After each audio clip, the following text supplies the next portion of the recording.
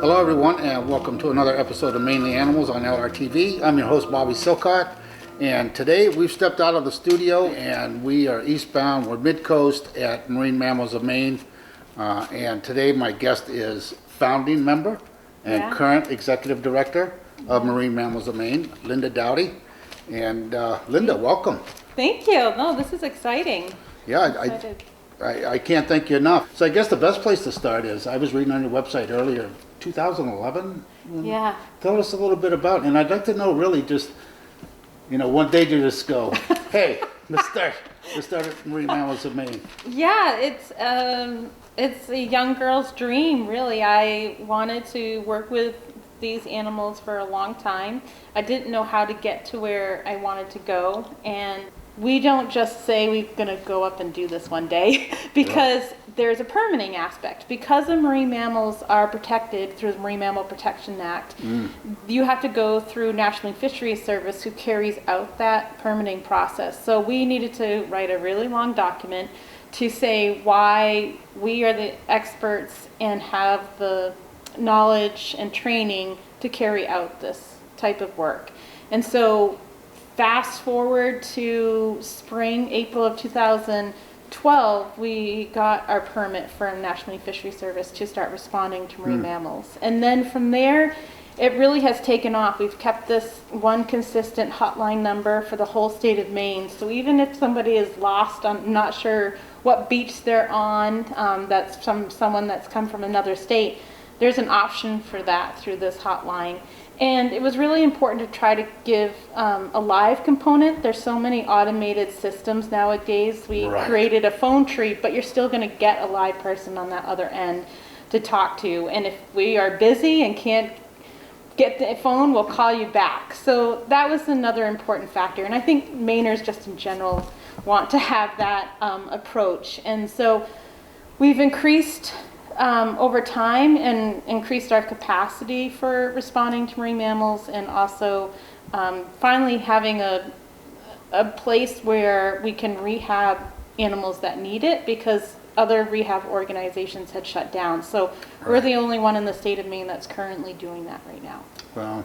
It's a long history, but yet it's hard to believe in some sense that it's 10 years, but then I'm thinking, oh wow, look at what we've done in 10 years. And then I'm thinking, oh no, we haven't even touched the surface. I was looking on your website earlier as well. You've got a pretty impressive team of people that you've been able to surround yourself with. And that's important. I mean, those community relations, networking, and keeping those relationships strong, it's not just one person doing this and making this happen. This really takes a team of people to make sure that this can work. And one of the things I definitely didn't want to have happen is like where other groups in the past have tried to get too big too fast and then couldn't financially support the system and had to close down. I feel like that's one of the things, was how do we sustain ourselves and slowly build these building blocks to have a strong, get that core foundation and then start working our way up. And as much as I'd love to just go right to big and have all the capacity for all the animals, we've really had to start from ground up. Yeah, no doubt. And one of those things, Maine's first triage center for seals? Yes. We started small, like 1 to 2 animals. And again, that's another permitting process through National Fisheries Service. Is the first is responding to marine mammals and doing that initial part, but then you also have to have another permit for bringing them into your care and providing a life support system and showing that we have the things to do that and make that happen for the equipment. So that was another, lots of trying to reach out for grants and funds to support bringing in pools and the diagnostic equipment needed for that. And why it was kind of the first one of its kind is that at the time University of New England had closed their rehabilitation center in Biddeford, and that left us with nothing, and it was really last minute. And so I remember that actually. Right before the Memorial Day weekend, which is our busiest weekend. Mystic Aquarium was still taking in animals into their center in Connecticut. So we could at least bring an animal in off the beach and stabilize the animal, because what was happening before is, because there was no rehab center in Maine, we'd take an animal that needed care off the beach, put it in a vehicle, and then drive to Connecticut and some of these animals were that was too stressful. It was just too much. You saw a low survivability by doing that. And so by starting the triage, at least we could have animals stable enough, and that increased that survivability by 80%. And we saw that in our first year. Although we have basic operations and taking care of animals here, we also, in the meantime, have the hotline that's going off for multiple animals in the field. And so that can make decisions tough with trying to prioritize what animal comes into the center and what animal does not. Not every animal we respond to needs to be rescued. And so we really try to push saying the word response instead of rescue, because just even having someone, a trained responder, to respond to these animals and get a health assessment is really important, instead of everybody thinks the animal needs to be rescued, and that might not be the case. We hear some of the same things for mostly seals every year, is they need to be wet. It's not normal for them to be out. Some people have tried to cover them with blankets or feed them food, and those are all stressful things, and sometimes people might not be aware what some of the stress responses are. Right. And we've noticed, we do a lot of photo ID with the animals that show up in our area, is that, for instance, a case where we had one animal show up in one beach, there was a lot of people around, someone ended up pushing that animal back in the water, and then an animal showed back up in like a couple beaches down in another town, and people called in, said, oh, here's an animal, but it ended up being that same individual, so it kept getting harassed, and the animal just wanted to haul out and rest and was fine, but every beach it was hauling out to do that, there was people around. And so without photo IDing, we wouldn't have recognized that that's the same individual. We have like kind of a four-prong approach to what our organization does. We initially, responding to marine mammals is our number one, and then we offer outreach and education, rehabilitation, and research as well. And so those main components are really what is the basis of our organization. So we might have volunteers that train to just do the response side of things and how that function works. And then we have the outreach and education. So we have some volunteers that go out and do outreach events in the community. Obviously with COVID, that has turned into more of an online platform, but we have a library series that one of our volunteers created to talk to different community areas. That helps us so that it's not always one of us that has to do that. That's really, she spearheaded that, and education is one of what she does for her day job as well. And so it was really nice to have a volunteer kind of say, hey, I can help out with doing this. And then we have the animal care side of things, and that takes up a lot because we have to do basic care every day. I mean, Right. there's No days off. Yeah, there's very few days that there's no animals here. And then the research side of things, we do research projects with other either universities or other colleagues that work in the groups that we, stranding network that we call, but we have a lot of samples that we collect from those type of projects, and so that helps us kind of to go through the data and information as well. So there's a little bit of something for everyone. So let's talk about really what makes this organization run. Probably your volunteers. Yeah. First, interns. Is there like a long line to be an intern here? What's the deal with that? There is. We take a lot into account. Not only do you having to have animal experience, that's not necessarily what they have to have, but how does that work in formulating a team? Because our staff here, our volunteers, if we don't have a cohesive team, it really sets back providing the best care for the animals. And you need that, especially when you're working with animals. It's a stressful thing. It's not just we're just going to get up and everything's fine. These animals are really sick and not doing well, and that can weigh heavy on people and emotions and how to best provide that quality of care. And so a lot is put into the dynamics of how to make that core team, because in the summer months, it just gets really busy. The Marine Mammal Vet Preceptorship. I think it's the first time I've ever said the word preceptorship, so it kind of intrigues me. What are we talking about? So it's a little bit more of an advanced intern that specifically is going to vet school to become a veterinarian.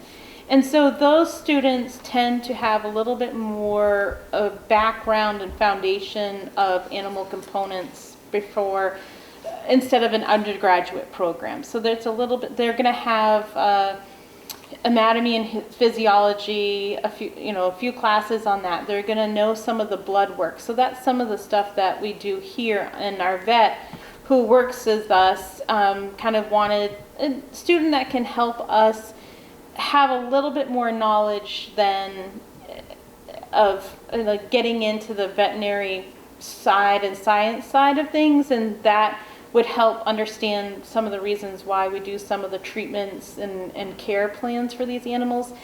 And we have a lot of late night sometimes during the summer. We're here maybe overnight, and so it's another designated person that can perform some of the treatments that not just anybody can do. Like, we have to make sure they can be unsupervised and not have a staff member here to do those treatments. And so that student kind of has a little bit more under their belt because they're specifically going for veterinary school. We offer a few trainings a year, and they've had to do this for multiple years. And then that training, some do animal care and some do response, so they might not do both, but sometimes we have both. But through that, we can work with our volunteers to respond to animals, so it's not always having to be a staff member ourselves. They've had that training to do that, and so we dispatch them out. So there's kind of a chain of command, but that way we can cover more ground. All right, so now we are down here with some seal pups. This is where everything happens down here, right? Yeah. This is where the real action is. Yeah. So could you tell us a little bit about number 31? Yes, this animal was rescued in Booth Bay.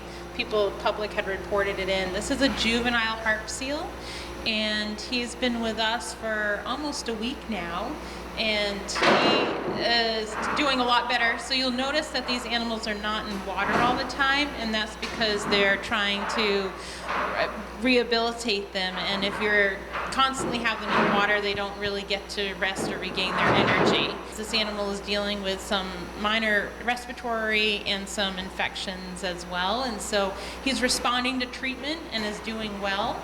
And as you can see, he's keeping a close eye on to make sure you're not going to touch him or get near him, because they will bite. I'm not going to do that. I take that. So it looks like he's came from Booth Bay. At least that's where he beached himself or stranded. Yes, that's where he's stranded. These animals, this type of species of seals, you'll see in like Newfoundland, Canada, Greenland. They're born up in they're used to like ice and snow, like really harsh elements, and they usually come down in the winter months in Maine, and then you'll start to see them kind of headed back up when it starts to get warmer for us. But this animal is dealing with some dehydration as well, and sometimes when we have milder winters, you'll see some of these animals not doing as well as they kind of head back up north to their area. Is there like warm water seals, cold water seals, or is there a difference? So we usually have gray seals and harbor seals year round, and then this species, which is harp seals, they like colder months, and this is a yearling animal, so he was born last year, and they're born on ice up in cold areas, so they like it when it's cold. They don't want to be down here when it's warm. They have a different blubber content than some of our resident species of harbor seals and gray seals. We have 3 different species here today. Usually we just have 2, but because we have our non-releasable harbor seal, usually we don't have harbor seals this time of year. In another month or 2 is when we start seeing the pups born. So she's the one that's making all the racket that we're hearing. She has a particular toy that she likes to play with and is banging it against the pool. Keeps her content. Huh? Yeah. Yeah, cool. All right, so what number are we looking at here? This is number 23, a gray seal pup. This animal is born in December and January along the coast of Maine and Massachusetts. And this is a male. So for gray seals, they are actually semi-dimorphic. So males are dark with light spots and females are light with dark spots. So other species of animals, we may not know what their gender is by looking at them, but because of the coat patterns on these species, we can tell. they have this very distinct vocalization, like they have something stuck in their throat, and they're really born with their full set of teeth. They have a really high metabolism rate as well, so they get food that metabolizes a lot faster, so they'll tend to have, we give them more even for such a young age because they go through it so much faster. And these animals in the wild would normally grow to be 800 to 1,000 pounds.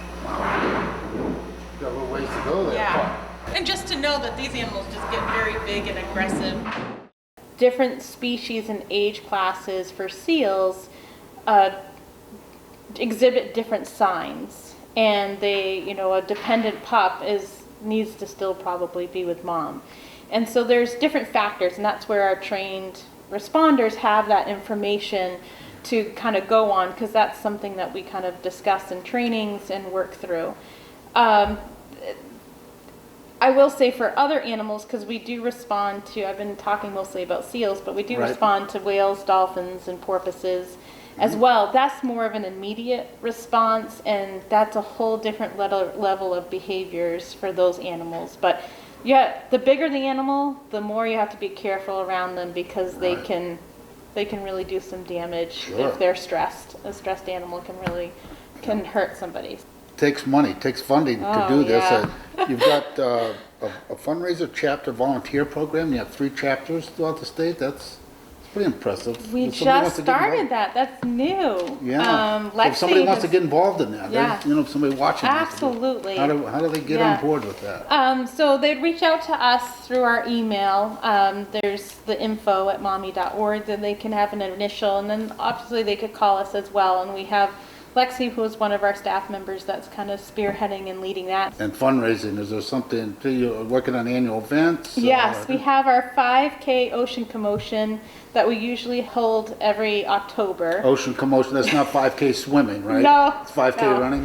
It's 5K running. It's held mostly a trail event on an island. It's called Herman Island, but it's a campground that closes it's on the ocean, and it closes in the October, and so there's nobody staying there, and they are gracious enough to let us use their place, and it's a beautiful coastal event. Like 70% of our funding comes from public and private sector of people, and then we have a federal grant we apply for every year, but it's a competitive grant, so you're competing with other groups, like 60 other groups across the United States that are also looking at this. And then grant funding in general, we apply for funds as well. So, but mainly from the public. Yeah.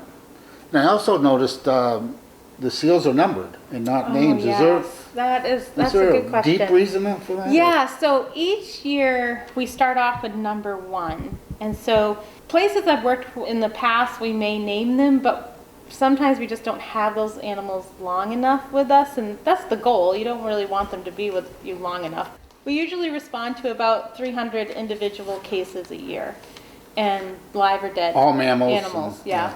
And so I will say in 2018 we had what they call an unusual mortality event, and that year we responded to over 1,000 animals that year. So that is when National Fisheries Service, we started to see an increase in deaths in a short amount of time. Yes. And so that raises the level of, hey, we're starting to see lots of animals dying in a short amount of time. The next level is, all right, what are the criteria that's going on so that we can have more funding resources go towards trying to figure out what's happening. And that's how National Fisheries calls it an unusual mortality event, which is a UME. And so it had been, the last time I had been involved in a UME was in 2006. And you start to look at the different age class of animals. You had live animals, dead animals. One beach had 52 dead animals on one beach. In Maine? In Maine. That's amazing. It was the hotline. I remember having it one morning. I had 70 calls before 9 a.m. Wow. And that was discovered that it's a phocine distemper virus. So kind of like a canine distemper virus, and in dogs it's a distemper virus that circulates through the seal population. And it's a natural occurrence that will kind of help weed out or regulate population for these animals as well. Right. And that's what happened in 2006 too. And so there had been it's kind of like like COVID in a way. We were swabbing animals, we were taking serum and blood tests to look for this virus, and we continue to do that for every animal that comes into our center. We take swabs and we collect serum from each of these animals so that we can keep monitoring in case there's another outbreak. So you have a lot of naive animals from 2006 who hadn't been exposed, and then it was just a matter of time. I don't know why 2018 was the year that it happened, but usually every decade you're going to see some type of event. And then most recently, we're keeping an eye on avian influenza because Right. that can cross over into seals. Is that right? Yeah, we had a unusual mortality event for avian influenza in the fall of 2011 was the last time. These are what we also known as horse heads because of the shape of their nose. They have a lot elongated nose than the other species that we see. And we see them up and down the coast, but yeah, the pups are mainly born around Maine and Massachusetts, and also Sable Island in Canada. He wants to keep an eye on us. He generally might not retreat for the water. Oh, he's going for it. So elegant. And a lot of people will sometimes, when they call into the hotline, they'll be like, oh, something doesn't look right, but sometimes it's because their fur is wet. Their fur can look very different wet versus dry with all the oils and everything that their diet and goes into their fur, so sometimes they can look different. Right. Yeah, I Wet imagine, versus dry. yeah, and most people out there with, Google, we could become a seal expert in a matter of minutes. Well, that's probably, true. Right? That's true. So they could probably, people call you and tell you what you need to do to treat the animal. Yeah, yes, that sometimes does happen. So is this a special type of water, or is this? No, this is just fresh water. We actually don't use salt water because seals can live in fresh water and be fine. They go up rivers and brackish areas. It would only be if we were to have like a whale or a dolphin or a porpoise, which we would not have in this facility because Right. it's not big enough. But those animals would need the salt water. And they'll tend to hold their breath underwater, so sometimes we'll come in and they'll be at the bottom of the pool just holding their breath with their big eyes looking up at us. Number 23, thank you for letting us visit. So this is animal 319. So she actually came in last year. So her number is from 2021. She stranded on Sea Point Beach in Kittery, Maine. And she had a significant prop wound to the head from a boat propeller. She just happened to be swimming along at the wrong time. Sometimes these animals would sleep at the surface, and so maybe didn't hear it, or it was just too fast upon her, because sometimes you might expect it out of an animal that's maybe already debilitated and dealing with something, but she was otherwise healthy, and I think that's part of her recovery and being able to heal nicely is that she had that basis of immunity, strong immune system to support the healing. You can see the top of her head right now, but she had a huge gaping wound that looked awful. We weren't even sure if she even had both of her eyes with how the swelling was. So she came into our center. The first thought is she going to make it this possibly a euthanasia case? But her blood work looked okay. Her attitude was good, surprisingly, besides the pain that she was dealing with. So our vet came in and we were able to assess her situation and just start trying to help that wound heal nice and clean, put her on antibiotics, and do periodic like IV treatments, just a little mild of dehydration, and trying to see what that swelling did when it starts to come down, put her on pain meds as well. And we definitely started to see that her left eye did not have eyesight. That eye is ruptured. And then over time, the right eye is in perfectly intact and good condition, but we started to see some visual issues as well. And so, again, you want to give them the best chance as possible, but we started to realize that she was not seeing the live fish we were offering, or even the other fish, like the dead fish that we give as well.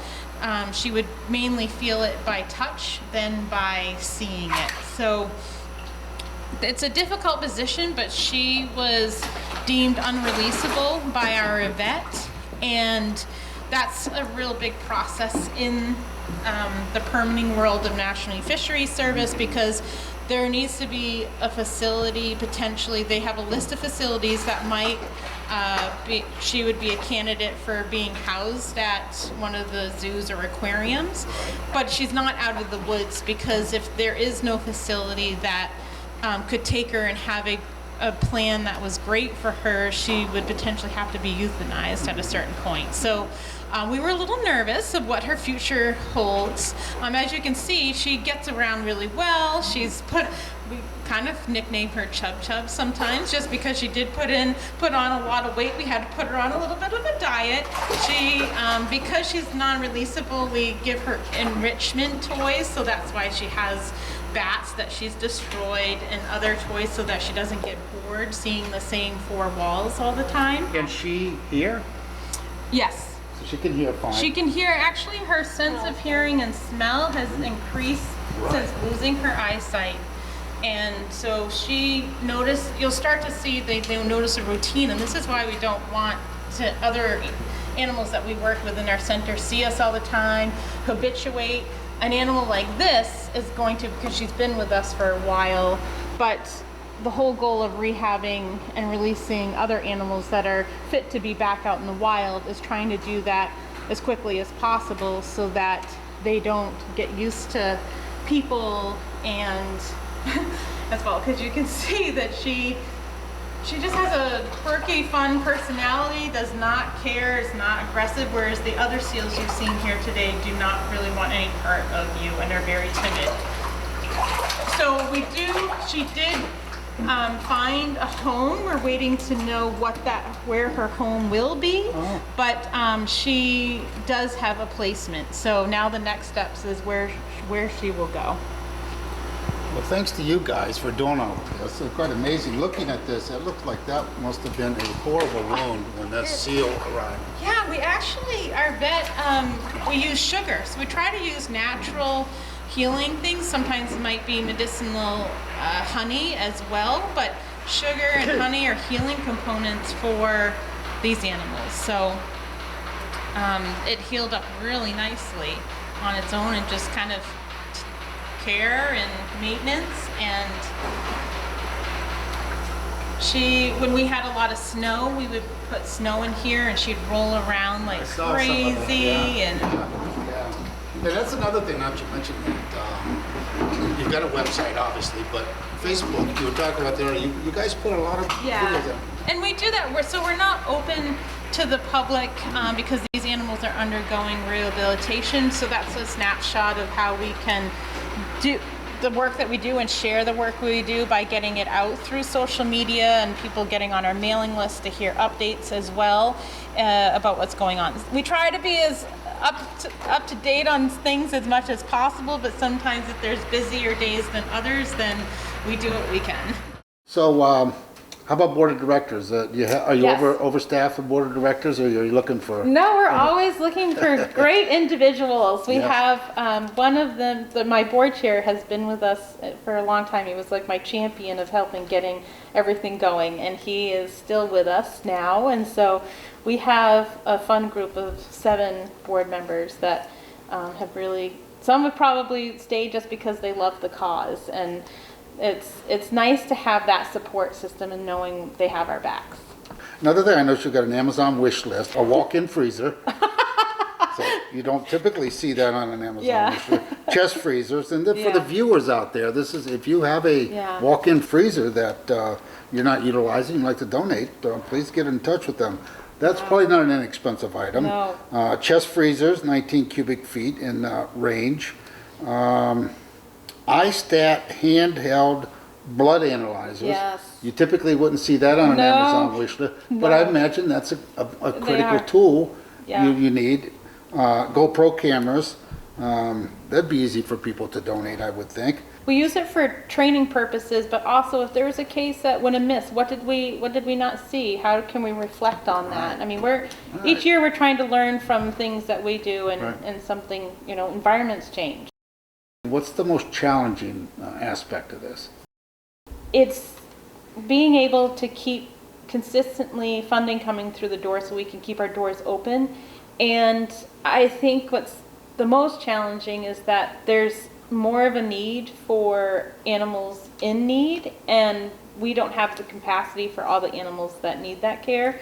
And we're really trying to work up so that there'll be a day that we don't have to say no to an animal that's in need.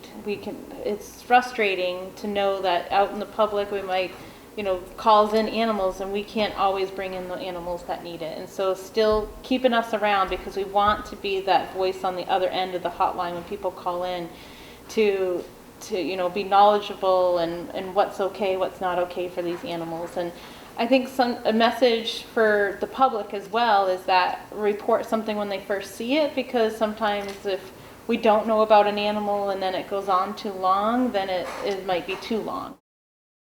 On the other side of that, what's the most rewarding? What gives you that, other than probably releasing them, of course, but what gives you that warm fuzzy?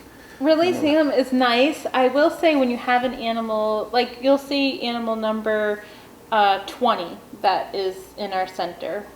She's a little juvenile harp seal. When they first come in, and they're not in here because they're fine, they're in here because Right. they have issues, and trying to figure out what that is because they can't tell us what's wrong with them. And we almost lost her a couple times because she's dealing with something that they are good at masking their problems.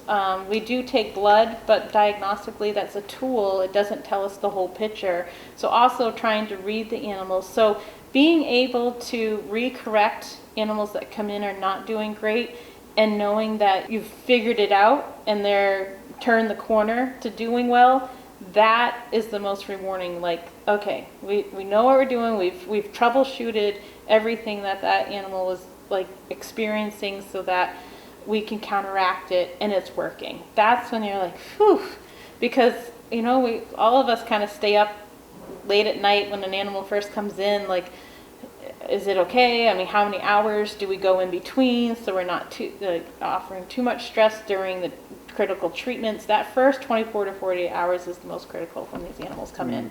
And once you can try to counteract that and they start responding, that makes you feel really good. I can only imagine. The next within 10-year goal for us is to have a new facility so that we don't have to say no to animals that need care, and to be able to really have the public get to see more of the work that we do in a safe manner for the animals. I'm really excited. She's very active. I couldn't believe the banging. I'm thinking, I hope that's a seal plane or something. And that's what the thought that went through my mind. I said, Yeah, she displaces water like crazy from this pool too. Please take care. isn't that something? But we were worried that wound was going to get infected and go septic, but again, having a strong immune system supports. So in a few months, or like a month from now, we'll seeing the pups of this type of species. So harbor seal pups will start being born along the coast of Maine. So she's not quite a year yet. We call her a young of year for age class.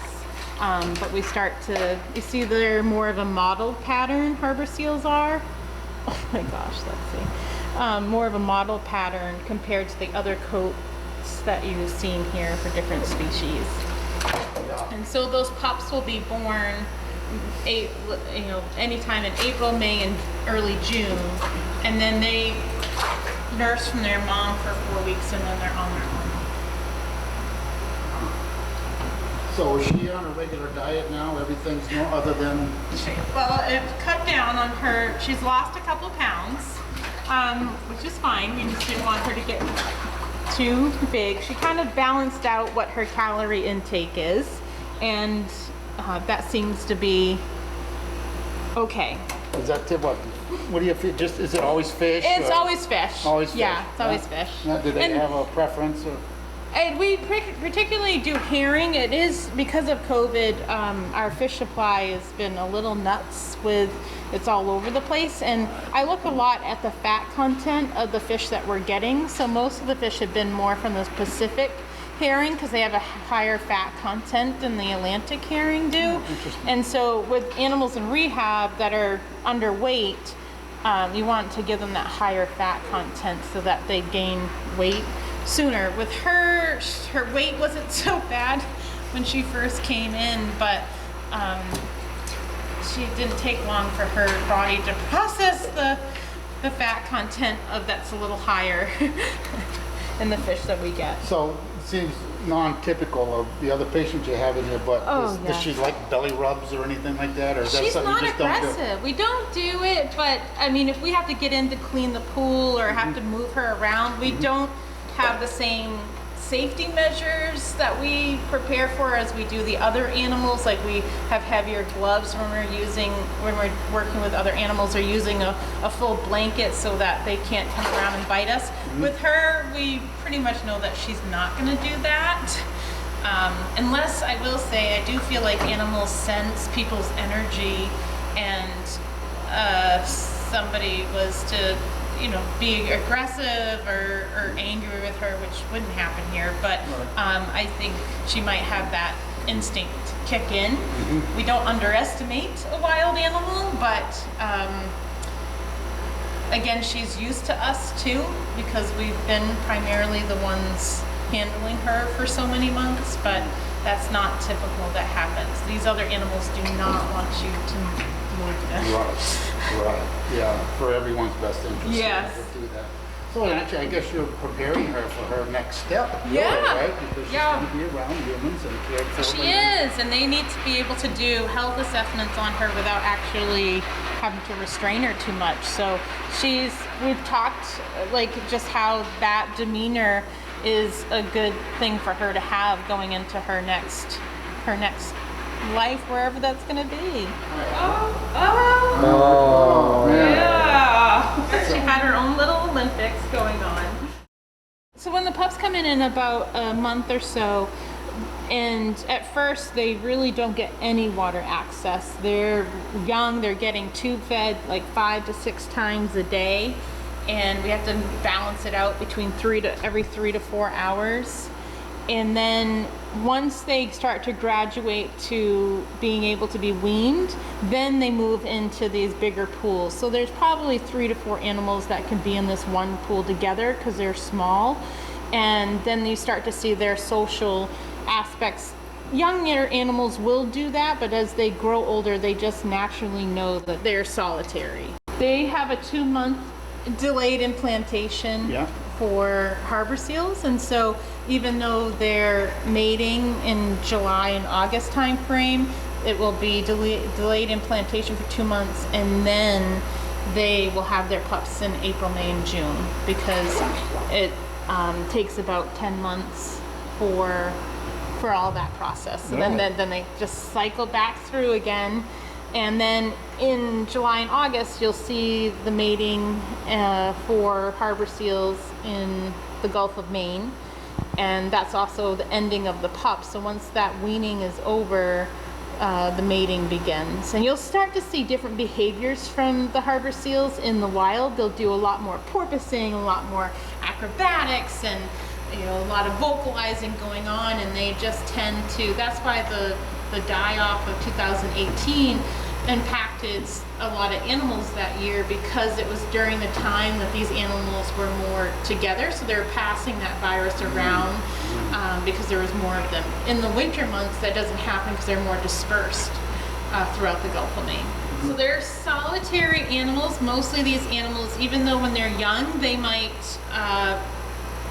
socialize a little bit more as pups, but as they get older, they just instinctively know that they're a wild seal, and then they'll go off and go their separate things. They don't stay with the same animals over time. They will swim to different haul-out areas, maybe on a daily basis or a weekly basis, and keep moving on. They'll all haul out in the same area, but they're not all the same family per se. I think she thinks that she's got a new thing to play with today. Yeah. So Lexi is one of our staff members. She was an intern with us 2 years ago. And then, I know, and she is one of those girls that just has a work ethic, and she would have a list of tasks that needed to be done. We didn't even have to say, oh, this is what needs to be done today. She just knew, okay, this needs to happen, and takes care of it. Fundraising, for example. Yeah, she's been helping out with the 5K. So, what do you think of this?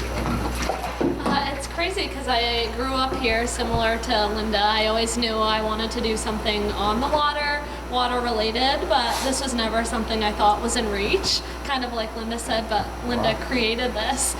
So someone like me was lucky enough to be in college learning about similar things, and this opportunity ended up in my backyard. And I couldn't be more thankful because there's nothing quite like the coast of Maine and the animals that call it home.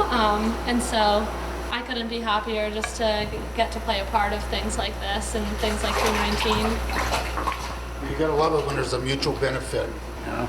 Yeah, I know that people probably see these animals in our center today, and it's probably maybe a fault of what can happen. Like, not every animal that needs care comes into our center. These are the lucky ones that have made it.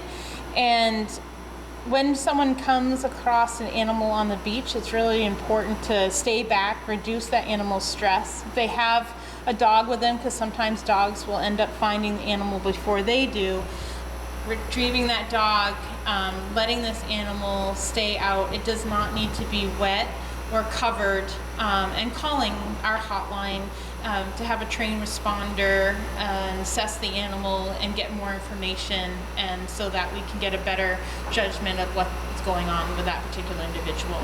And educating also others as well to help give that animal space, because the stress of these animals, they're not used to us. Even though you see these animals in this center today, these are not animals that normally want to have people around, and trying to respect that wildlife and share the shore as much as possible. All right, I want to thank everyone for joining us today. I especially want to thank you, Linda, for opening this facility and allowing us to come in and help spread the message of the really critical work you're doing here. I really admire what you guys are doing here.